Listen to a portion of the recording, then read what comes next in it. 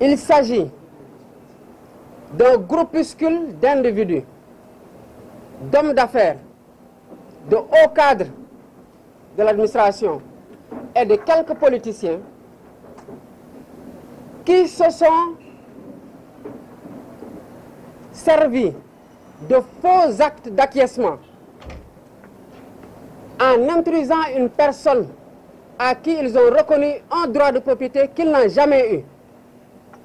Le TF, le titre foncier 1451R, a toujours été, malgré l'épisode de la cession contestée dont il a fait l'objet en 1978, a toujours été la propriété de la famille Ndiaga Ndoye et consorts. Jusqu'au moment où je vous parle, vous prenez toute la vie du titre foncier par la copie collationnée dont nous nous sommes procurés, plutôt, vous retrouvez qu'à la date d'aujourd'hui, ce titre-là appartient à la famille Ndiaga Ndoye et consorts et n'a jamais appartenu à Seydou Sarr, à qui on a reconnu pourtant un droit sur ce titre-là sur la base d'un faux acte d'acquiescement, de 2 faux actes d'acquiescement, pour lui donner un montant en francs CFA de 94 milliards. Beaucoup de Sénégalais se sont sentis effarés quand ils ont entendu le montant en disant naka la kenn nit mën a détourner 94 milliards. On ne parle pas à la légère.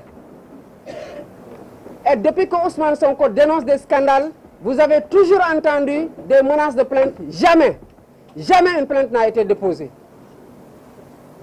Depuis qu'on a dénoncé les remises gracieuses, les amnisties fiscales, aucune plainte n'a été déposée. L'impôt des députés, aucune plainte n'a été déposée. L'affaire du pétrole, aucune plainte n'a été déposée.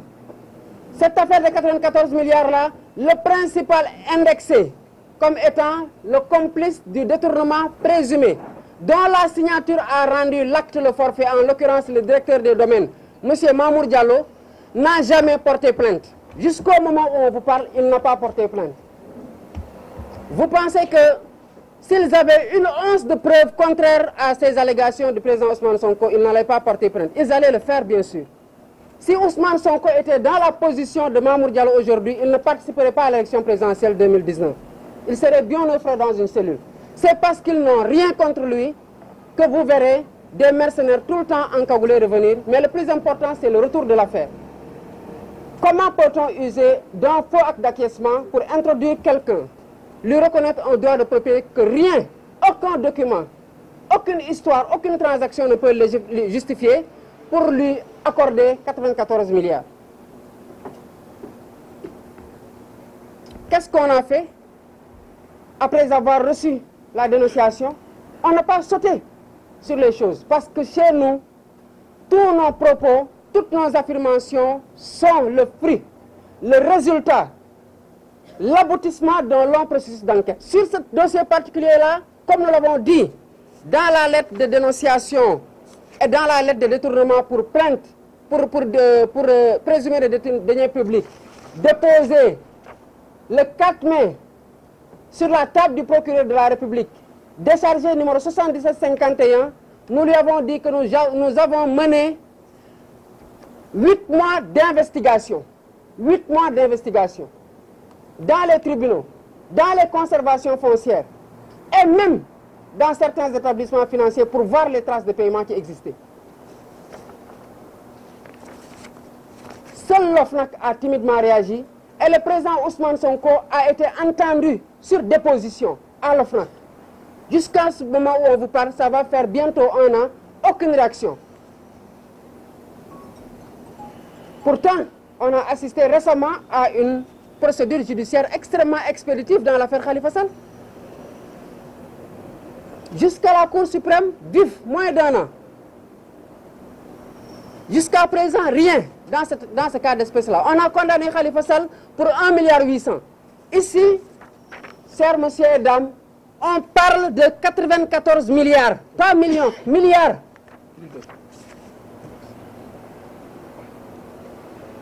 Et ces 2 personnes, 2 fonctionnaires, 3 politiciens, 4 hommes d'affaires qui se partagent le pactole.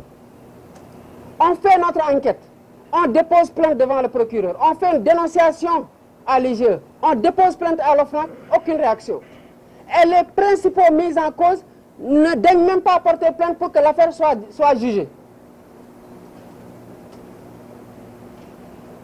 Et au lieu de se battre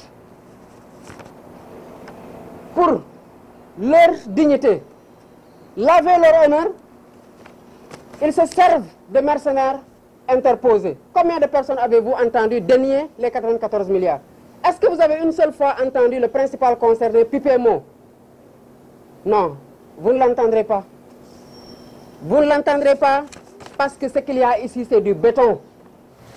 Par un subterfuge de faux actes administratifs d'acquiescement portant la signature du directeur des domaines, en l'occurrence Mamour Diallo, on a octroyé 94 milliards à M. Seydou Sarr, dit Tahirou Sarr, qui aurait un droit de propriété sur le titre foncier 1451R. Or, si vous prenez la copie collationnée du titre, qui retrace tous les propriétaires qui ont eu à avoir la propriété sur ce titre-là, M. Seydou Sarr, dit Tahirou Sarr, n'apparaît nulle part. Ça, c'est flagrant. Il n'a jamais été propriétaire du titre. Exposé des faits. Qui est le propriétaire du titre? Jusqu'au moment où je vous parle, le propriétaire du titre, c'est la famille Ndiagandoy et consorts, qui sont propriétaires de 256 hectares, soit 2 567 707 mètres carrés sur le titre foncier, situé à Rufisque, Kermassar. Le 8 avril 1978, une société anonyme,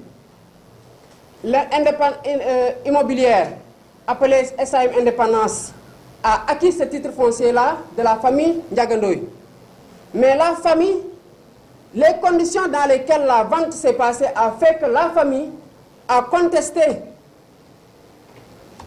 la vente. Ça, c'était depuis 1978.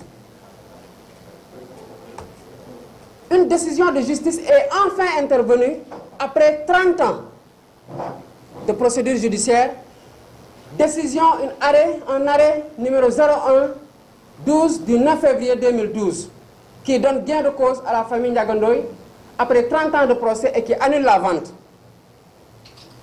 Donc, la famille a été retournée dans son droit de propriété sur le titre en question. Mais entre le 8 avril 1978, date de la vente qui a été contestée en justice, et le 9 février 2012, date de la décision qui a été rendue, qui a rendu le titre aux familles Ndiagandoy et consorts, beaucoup de choses se sont passées. Il y a eu l'acquisition, la contestation devant le tribunal. Et entre-temps, il y a eu un décret qui a modifié un autre décret qui déclarait la zone d'utilité publique, ce qui concernait le titre en question. Donc, on a indemnisé la famille Ndiagandoy parce que la décision qui a cassé la vente n'était pas encore intervenue. Rappelez-vous que cette décision-là est intervenue en 2012, alors que le décret portant déclaration pour cause d'utilité publique est intervenu en 1997 et l'autre décret modificatif en 2006. Donc la vente n'a pas été encore cassée. Ce qu'il faut rappeler, c'est que finalement, comme nous l'avons dit tout à l'heure, la cession a été cassée par le tribunal. Le droit de la SAM Indépendance n'a donc juridiquement jamais existé. Mais elle a été indemnisée quand même.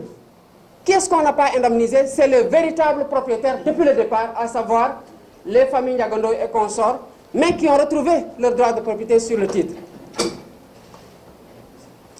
Par l'arrêt là, du 9 février 2012, cassé par le tribunal, ces familles-là se sont retrouvées donc propriétaires reconnus par la loi et par la justice.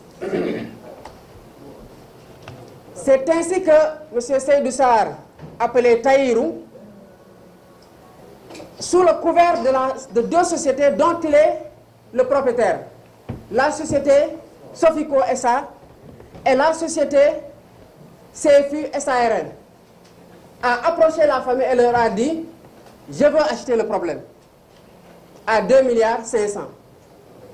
Il a signé une cession de créances avec une partie de la famille, une autre partie a refusé et a contesté la cession devant le tribunal. Qu'est-ce que Seydou Sarr a essayé de faire? Seydou Sarr Tahirou. Il a tenté de blanchir l'affaire en cherchant quoi? Une décision d'homologation. Il a dit qu'il a acheté le problème devant la famille, qu'il a un PV qu'il veut faire homologuer par le tribunal. Le tribunal a rendu un jugement numéro 1770 du 15 novembre 2016. C'est le tribunal de grande instance de Dakar, hors classe de Dakar, qui a refusé d'homologuer le PV. En se basant sur les dispositions de la loi qui disent qu'il n'y a pas d'intermédiation possible entre des expropriés et l'État qui entend exproprier. C'est simple. On a dit qu'il n'y a pas d'expropriation sauf pour cause d'utilité publique et après juste et préalable indemnité. Si tu expropries, tu verses. Mais tu n'as pas besoin d'attendre que quelqu'un vienne donner de l'argent à la famille pour ensuite se substituer à cette famille-là, dans leurs droits. Et regardez bien, il a payé 2,5 milliards. Quand le tribunal de grande instance hors classe de Dakar a refusé, lui-même Seydou Sarr dit Tahirou, il a fait appel devant la cour d'appel de Dakar. La chambre civile numéro 2 a confirmé la décision de refus d'homologation par arrêt numéro 4 du 11 janvier 2018. Ça, c'est des décisions de justice qui sont disponibles. Nous les tenons à la disposition des Sénégalais qui sont intéressés ou qui peuvent même. Vous verrez que c'est la famille Ndiagandoy qui est déclarée comme étant titulaire du titre foncier. Nous l'avons fait le 17 novembre 2017 pour savoir exactement à qui appartenait ce titre-là. Donc, il s'est rapproché de l'administration fiscale. Qu'est-ce qu'ils ont fait? Ils ont signé 2 actes d'acquiescement. Pour dire quoi? Oui, vous êtes le propriétaire du titre, vous, monsieur Seydou Sarr. Donc, l'État a utilisé le titre. Maintenant, nous, on va vous indemniser. Alors que Seydou n'a jamais été propriétaire. Mais figurez-vous que Seydou Sarr, qui a payé 2 milliards, s'est retrouvé par le biais de 2 sociétés qui lui appartiennent avec 94 milliards. Vous vous rendez compte? Est-ce que vous vous rendez compte de la gravité de la situation dans un pays comme le Sénégal? C'est inadmissible. Le 21 août 2017, quand vous regardez les actes d'acquiescement, on vous dit, le 21 août 2017, une commission de conciliation. On ne sait pas qui a siégé dans cette commission-là. On ne sait pas qui sont les membres. On ne sait pas où elle s'est réunie. Mais on a dit que cette commission-là a décidé d'indemniser Seydou Sarr par le procédé de ce qu'on appelle les actes d'acquiescement. C'est-à-dire que Seydou Sarr acquiesce à laisser un titre foncier qui ne lui a jamais appartenu. Si vous regardez la vue du titre, il n'est nulle part mentionné qu'il a une fois été propriétaire de ce titre.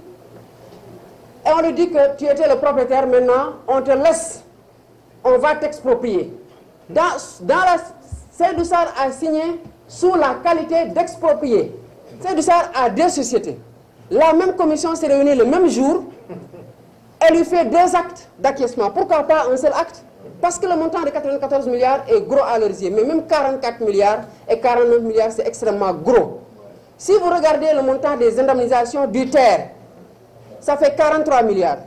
Même pas l'un des actes. Tous les indemnisés du terre, c'est 43 milliards.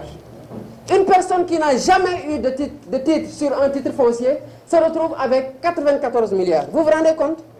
Vous vous rendez compte?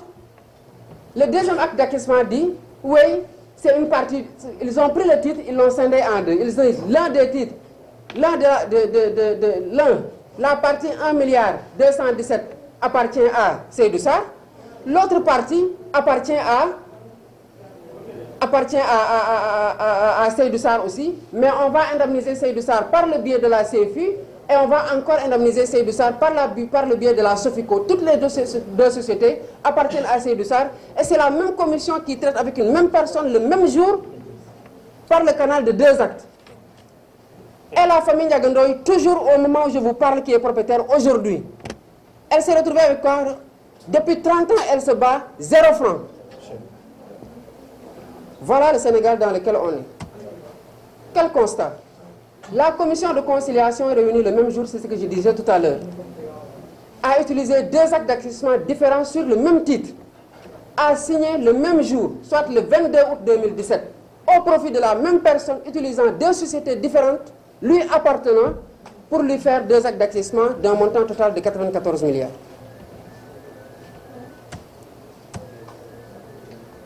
Ils ont retenu un prix au mètre carré qui est déjà supérieur au barème retenu par le décret 2010-439 du 6 avril 2010 pour le calcul de l'indemnité d'expropriation pour cause d'utilité publique, barème qui a été presque utilisé pour exproprier l'essentiel des personnes.